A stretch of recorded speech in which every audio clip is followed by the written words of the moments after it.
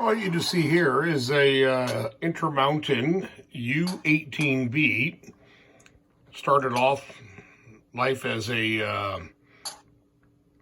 Maine Central, but I decided to build a short line railroad. Inspiration given to me by all the videos done by JawTooth.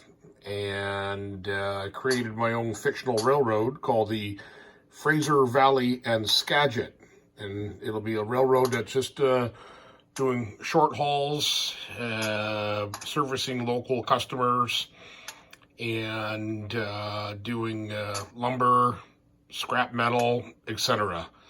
But yeah, this was a fun little project. It's got a Lok Select 21 pin, and I got it sitting on top of a TCS AK-MB1 motherboard, and of course LEDs, and it's got a Bowser speaker. It's the 691-1291, and this thing just sounds fantastic. So I highly recommend using that speaker. I've done other installs with that speaker on some old Alcos, and I'll tell you, it is fantastic.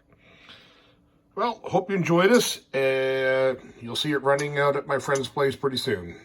Okay, over.